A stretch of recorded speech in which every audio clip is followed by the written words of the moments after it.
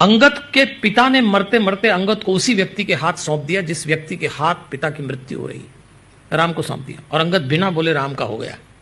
अंगद एक बात सिखा के गया नई पीढ़ी के बच्चों को, आपके माता पिता में आपसे ज्यादा एजुकेशन नहीं होगी, आपके पेरेंट्स में आपसे ज्यादा एक्सपोजर नहीं होगा। हर पीढ़ी के बच्चे गुजरती पीढ़ी से ज्यादा एक्सपोजर, ज्यादा एजुकेशन लेके, ज्यादा टैलेंट लेके आते हैं। तो आपके जैसी बुद्धि शायद आपके माँ बाप में न हो, लेकिन एक बात याद रखना, आप अपने माँ बाप का निर्णय मत देखना कि वो अगर कोई निर्णय आपके लिए लें तो निर्णय मत देखना, निर्णय के पीछे की नीयत देखना। इस दुनिया में जितनी साफ नीयत ऊपर वाले ने माता पिता की बनाई है अपने बच्चों को लेकर, इतनी नीयत किसी की नहीं बनाई। बच्चों को माता पिता का निर्णय नहीं, निर्णय तो हो सकता है गलत हो, वो शायद आपके लिए इतनी दुनियादारी नहीं जानते, पर उनकी नीयत देखना। अंगद ने नीयत देखी। निर्णय देखता तो कहता मेरे पिता को मारा इसने, मैं नहीं जाता इनके साथ, लेकिन उसने नीयत देखी कि मेरे पिता ने किस नीयत से मुझे सौंपा और अंगद कहां पहुंच गए।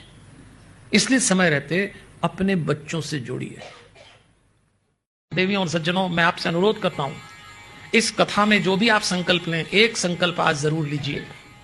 आप कितने ही व्यस्त रहते हो, आपका स्केड्यूल कितना ही टाइट हो, आपके पास बिल्कुल टाइम ना हो, लेकिन आप 10 से 15 मिनट का समय उन लोगों के लिए निकालें जो आपके घर के वृद्ध हैं, वो चाहे माता पिता हो, दादा दादी हो, नाना नानी हो, बड़े भाई भाभी हो, जो भी लोग हों, उनके साथ 10 मिनट तो कम से कम बैठिए। कैसे? अकारण शब्द सुनना, आप अकारण बैठिए। अपने घर के वृद्ध लोगों के साथ अकारण बैठिए। आप जो बात करेंगे उनको लेना देना नहीं, वो जो करेंगे वो आपको लेना देना नहीं है, लेकिन वृद्ध व्यक्ति के साथ यदि आप बैठ जाएं तो उसके दिल की दो बात बाहर निकल आती है। और मैं तो अनुरोध करूंगा, यदि आप अपने घर की वृद्धावस्था के साथ बैठें, आपके पास टाइम ही 10 मिनट का हो, और उसी 10 मिनट में यदि आप पूजा कर रहे हो, तो मेरी तरफ से न दिया लगाना, न दिया बत्ती करना, न भगवान के मंदिर जाना, न कोई पूजा पाठ करना। अगर 10 मिनट ईमानदारी से अकारण अपने घर के वृद्धों के साथ बैठ गए तो भगवान वो 10 मिनट आपकी पूजा में लिख देगा। भगवान को आपकी पूजा नहीं चाहिए। जब हमसे कोई सवाल पूछता है कि मनुष्य जीवन का सबसे बड़ा उद्देश्य क्या, तो मेरा उत्तर है आत्मा को पहचानना, क्योंकि आप आत्मा हैं, शरीर नहीं है। इस समय इस शरीर में है, लेकिन चूंकि हमको एक शरीर मिला है, एक माता पिता से एक घर मिला, तो हमारी जाति तय हो गई। कोई मारवाड़ी हो गया, कोई जैन हो गया, कोई क्षत्रिय हो गया, कोई पंजाबी हो गया। उसके बाद स्त्री का शरीर मिल गया, पुरुष का मिल गया, एक नाम मिल गया, एजुकेशन हो गई, तो आप कोई डॉक्टर, कोई इंजीनियर, कोई व्यापारी। पर ये सब शरीर है, आप ये नहीं है, आप इसमें हैं। इतनी मोहब्बत हो गई शरीर से। बख्श देता है खुदा उनको जिनकी किस्मत खराब होती है, वो हरगिज बख्शे नहीं जाएंगे जिनकी नीयत खराब होती है। न मेरा एक होगा, न तेरा लाख होगा, न तारीफ तेरी होगी, न मजाक मेरा होगा।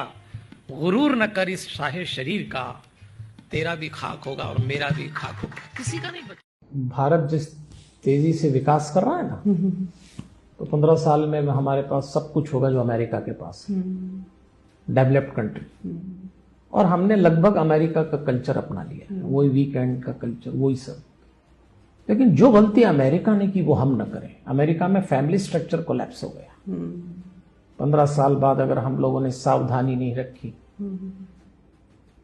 ये जो प्रोग्राम आप कर रहे हैं, आपने सवाल उठाया परिवार का, यही उम्मीद है। इसका जवाब अगर कुछ लोग सुनते हैं और विचार करते हैं, तो परिवार अगर आपने नहीं बचाया अभी से, तो भारत के पास सब होगा और फैमिली स्ट्रक्चर कोलैप्स हो जाए और खतरा मंडरा रहा है।